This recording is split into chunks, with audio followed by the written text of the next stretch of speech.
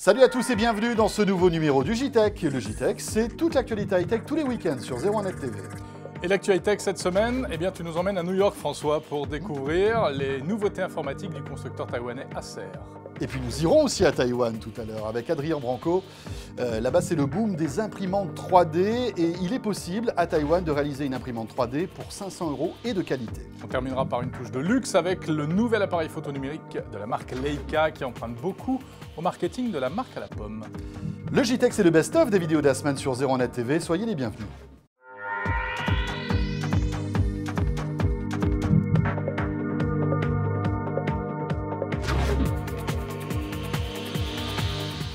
Et on commence par le Switch 10. Le voici, première nouveauté signée Acer. Donc là, on se retrouve avec un petit PC sous Windows 8, avec écran tactile, bien sûr. Windows 8.1. Particularité de ce PC, vous savez que c'est très à la mode en ce moment. On peut enlever l'écran et ça devient une vraie petite tablette. Voilà, en fait, toute la technologie est dans l'écran. Hein. Là, vous n'avez simplement que le clavier et une batterie. Donc, autre particularité, c'est qu'on peut le retourner, l'écran, et en fait le plugger mais à l'envers. Alors vous allez me dire à quoi ça sert? Eh bien ça sert à transformer votre PC en mode tente, parce que c'est comme ça que ça s'appelle en fait, c'est le mode tente. Voilà, ça peut être sympa pour regarder un film par exemple. Ça sort dans les semaines qui viennent. Ce petit PC a un prix assez intéressant puisqu'il sera vendu à 349 €. Il tourne sous un processeur en fait Intel de modèle Atom. C'est véritablement l'entrée de gamme de chez Intel, donc ne vous attendez pas à pouvoir faire tourner les jeux de dernière génération avec ce genre d'appareil. Alors Acer l'a bien compris, il faut maintenant miser tout sur la mobilité. C'est le cas aussi avec ces tablettes. Nouveau modèle, il s'agit de la One Set de chez Acer, à un prix véritablement très agressif puisqu'elle sera vendue 139 €. Alors pour ce prix-là, vous avez un écran de 7 pouces qui est en IPS, qui est HD, qui est animé par un processeur Intel. Voilà, on voit qu'Intel commence à véritablement creuser son sillon dans le domaine des tablettes sous Android. 1 Go de mémoire, et puis après vous avez, pour tout ce qui est du stockage, entre 8 ou 16 Go et une autonomie de 7 heures. Deux caméras, une ici, qui est véritablement une caméra d'entrée de gamme, hein, c'est une caméra VGA. Et puis de l'autre côté, vous avez une caméra de 2 mégapixels. Il faut dire que pour ce prix-là, donc 139 €, on a quand même une tablette relativement complète, mais avec des spécificités techniques qui vont être, on va dire, moyenne gamme. Mais en fait, finalement, la nouveauté bluffante, le petit truc waouh présenté ici par Acer, eh bien, c'est pas du hardware, c'est plutôt du software. Et ça s'appelle Acer Extend.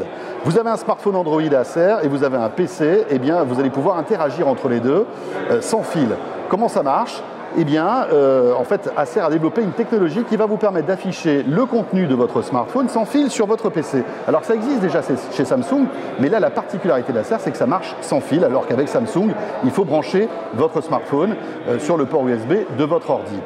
Autre particularité, c'est que lorsque vous allez approcher votre smartphone de votre PC, à une certaine distance, eh bien, votre PC va le détecter et automatiquement va afficher l'écran de votre smartphone. Alors qu'est-ce que vous allez pouvoir faire?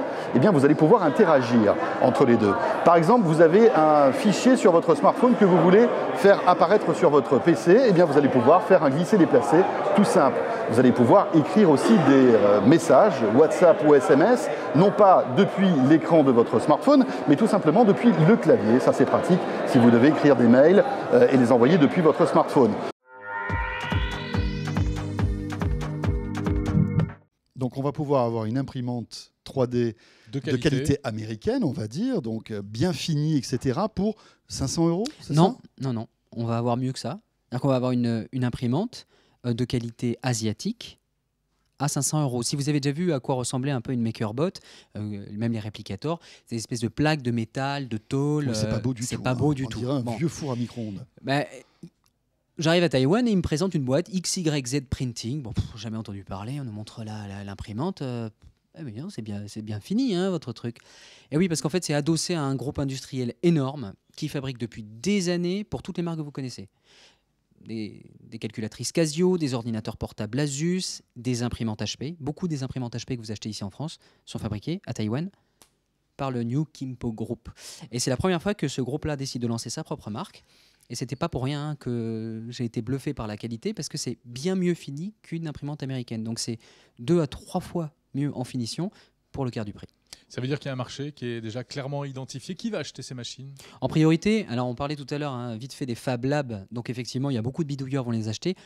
Faut être réaliste. Le gros de ceux qui sont intéressés par ce genre de produit, c'est le monde éducatif, parce que ça permet, dans une école professionnelle, de faire du prototypage rapide et pas cher. Rapide, on parle d'heures, bien sûr, mais ça n'a rien à voir avec faire des choses à la main.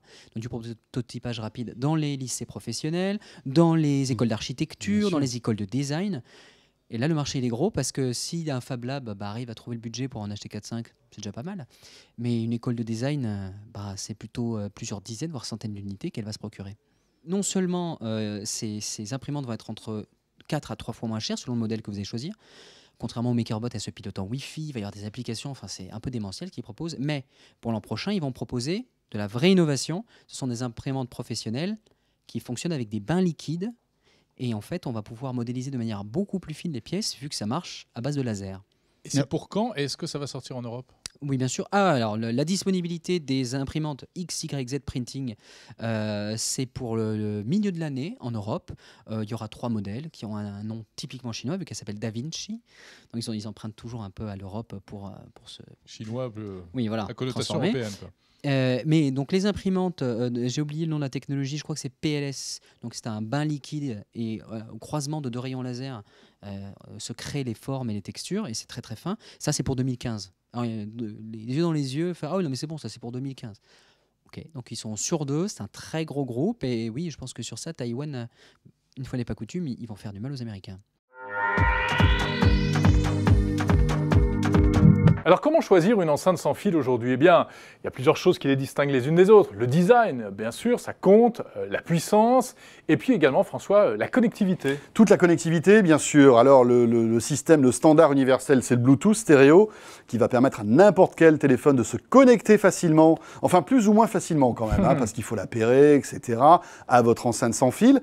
Il y a aussi la technologie d'Apple, AirPlay, qui, comme son nom l'indique, est propriétaire et ne fonctionne qu'avec les produits Apple. Voilà. Cela dit, l'avantage d'AirPlay par rapport au Bluetooth, c'est qu'en théorie, la qualité du son est meilleure puisque le son n'est pas recompressé lors de sa transmission. Voilà, donc Bluetooth, ça marche avec tout, Voilà. et AirPlay, ça marche qu'avec les produits Apple. Et puis, on voit aussi apparaître la technologie NFC pour une fonction bien précise, en fait. Et bien sûr, c'est pour faciliter en fait l'appairage entre votre smartphone et votre enceinte. Vous approchez votre smartphone de votre enceinte et s'ils sont NFC tous les deux compatibles, eh bien automatiquement, ils vont se comprendre et vous allez pouvoir écouter la musique instantanément. Ça, c'est génial. Alors, voici notre sélection d'enceintes sans fil. Le labo de 01net en a testé une quinzaine. Ouais. Avec François Bedin, voici le hit parade pour une chambre, un salon et l'extérieur.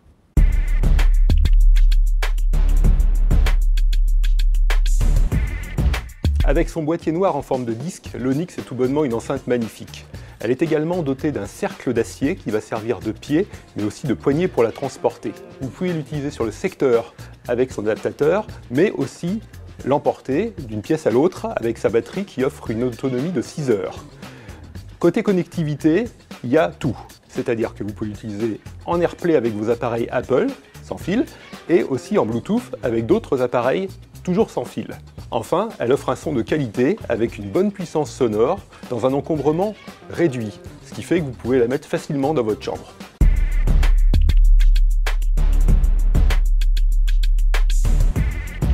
Si vous êtes fan de rock, vous connaissez forcément Marshall, un constructeur d'amplificateurs pour guitaristes qui est utilisé par exemple par des groupes comme AC/DC.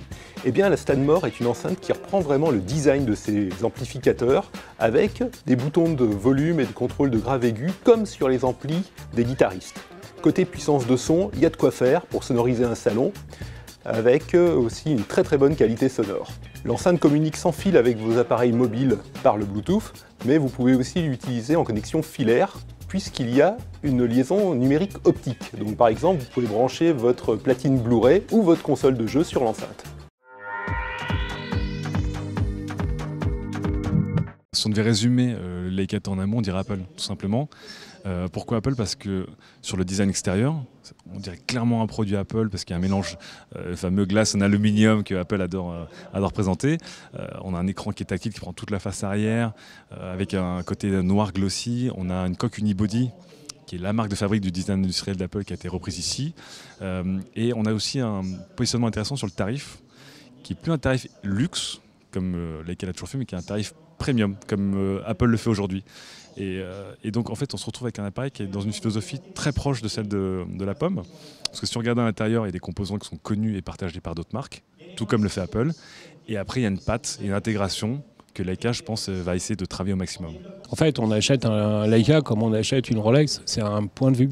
On n'achète pas une montre, on achète une Rolex, on n'achète pas un appareil photo, on achète un Leica. Ouais, en gros, si t'as pas un Leica à 50 ans, t'es un loser, quoi. Hein, c'est ça. C'est hein. un peu ça, ouais.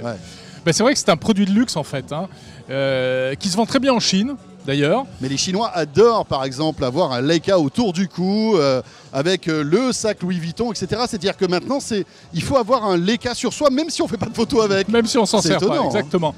Malgré cela, il y a toujours la très forte communauté de puristes, hein, de Leicaïstes, comme on dit, mais qui ont un peu de mal à chaque fois avec le changement. Ils ont eu du mal à digérer le passage au numérique. Et là, pas sûr que ce nouveau modèle leur plaise. Et voilà, dès qu'il y a du changement, ils sont pas contents. Alors le Leicaïste de base, il crie à la trahison dès qu'il y a quelque chose. Ça c'est de base la première action. Donc c'est vrai que les Leicaïstes qui voulaient un M en plus petit et moins cher en sont pour leurs frais, parce que du coup c'est pas un M, c'est pas le même capteur, c'est pas un plein format, c'est pas la même monture. Et il y aura un pont entre les deux via des bagues qui permettront d'adapter des optiques, mais globalement c'est pas un M, c'est un autre appareil.